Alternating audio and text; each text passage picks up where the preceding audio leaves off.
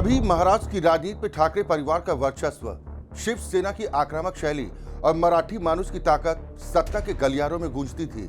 लेकिन आज वही शिवसेना दोफाड़ है और उद्धव ठाकरे की अगुवाई वाली शिवसेना यानी शिवसेना यूबीटी हाशिए पर खड़ी दिखती है। सवाल उठता है, क्या इस पतन के पीछे संजय राउत की राजनीतिक रणनीति, बयानबाजी और सलाह निर्णायक कारण बनी?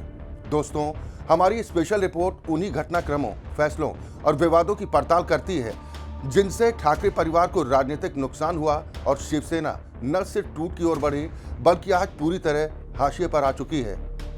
साल 2019, सत्ता का सपना और बीजेपी से अलगाव। 2019 विधानसभा चुनाव में शिवसेना बीजेपी गठबंधन को स्पष्ट बहुमत मिला। मुख्यमंत्री पद को लेकर विवाद हुआ। संजय राउत ने ढाई साल मुख्यमंत्री फॉर्मूले को आक्रामक तरीके से सार्वजनिक किया, जिसकी वजह से बीजेपी से टकराव बढ़ा और वर्षों पुराना गठबंधन टूट गया। आरोप लगे, संजय राउत की सलाह पर उद्धव ठाकरे ने दशकों पुराने सहयोगी बीजेपी से नाता तोड़ा, जिससे शिवसेना का कोर वोटर भ्रमित हो गया। कांग्रेस एनसीपी के साथ आज स्वाभाविक गठबंधन। जो बाला साहब ठाकरे कांग्रेस से गठबंधन के सवाल पर यह कहा करते थे कि अगर ऐसा दिन कभी आया तो वो कांग्रेस से गठबंधन के बजाय अपनी दुकान पर ताला लगाना पसंद करेंगे, उसी शिवसेना और उनके सुपुत्र उद्धव ठाकरे ने अपने संगठन और पिता की विचारधारा को ताक पर रखकर आज स्वाभाविक गठबंधन कर लिया। और इसके पीछे सबसे बड़ी भूमिका संजय राउत की रही। वैचारिक रूप से विरोधी कांग्रेस और एनसीपी के साथ महाविकास अघाड़ी यानी एमवीए बने। शिवसेना की हिंदुत्ववादी छवि को झटका लगा। जमीनी कार्यकर्ताओं में असंतोष बढ़ा। निष्कर्ष, शिवसेना की पहचान धुंधली हुई।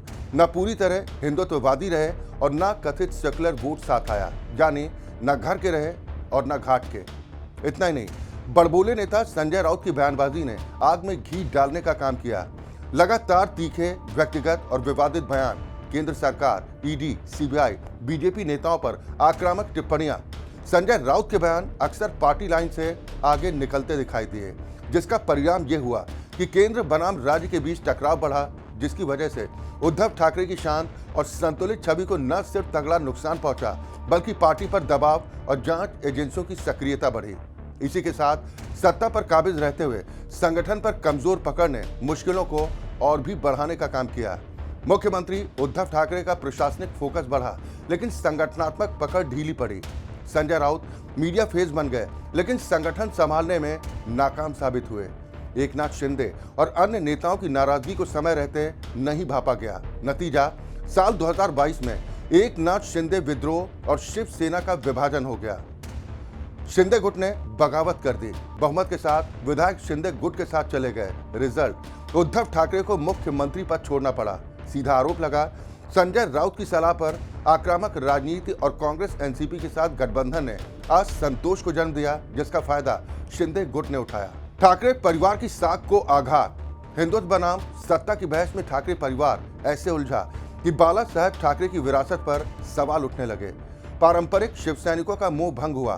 दोस्तों, शिवसेना यूबीटी के आखिर हाशिए पर आने की वजह और क्या रही, ये भी आपको बताते हैं। कमजोर संगठन, सत्ता से बाहर होने के बाद संसाधनों की कमी, आक्रामक बयान बनाम जमीनी राजनीति में असंतुलन। लेकिन संजय राउत अब भी मुख्य रणनीतिकार, लेकिन नतीजे बुरी तरह धराशायी। कुल मिलाकर निष्कर्ष ये, संजय राउत को शिवसेना की आवाज बनाने का फैसला ठाकरे परिवार के लिए दो धारी तलवार साबित हुआ।